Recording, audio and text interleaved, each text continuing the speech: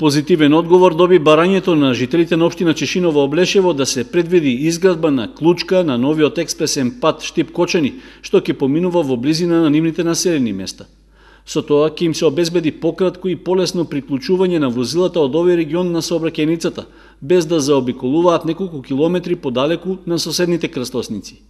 На последната јавна расправа, на која се разговараше за експроприација на земјоделското земјиште, беше потврдено дека наместо 3 на новиот експресен пат ќе има 4 клучки, вклучувајќи и таа кај селото Спанчево. На оваа делница имаме кај технолошки кај Тирс Штип и една во близина на село Крупиште.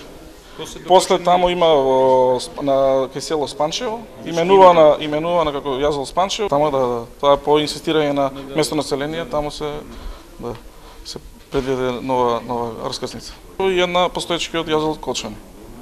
Првичното планско решение предвидуваше за жителите од Чешиново Облешево сообраќајна врска да има само кај железничката станица Ванчо Прке во близина на селото Крупиште. Токму тоа беше и причината од локалната самоуправа да бараат вметнување на уште една клучка. Реагирањата на жителите беа пренесени уште на јавната расправа што се одржа на крајот на минатата година. Тогаш градоначалникот Личков излезе со аргументи за кои рече дека треба да придонесат проектантите да направат измена во планските документи и да ја вклучат новата клучка.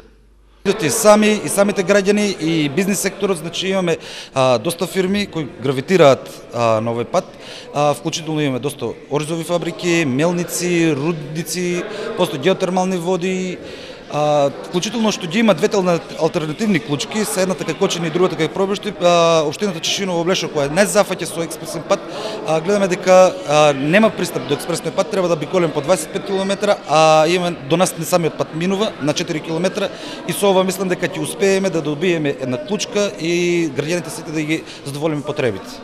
Локацијата каде што ќе поминува новиот експресен пат Штип-Кочани беше избрана како најповолна од повеќе аспекти, како што се помалите финансиски трошоци, заштитата на животната средина и зголемената безбедност за местното население во однос на сегашната траса што поминува низ неколку населени места.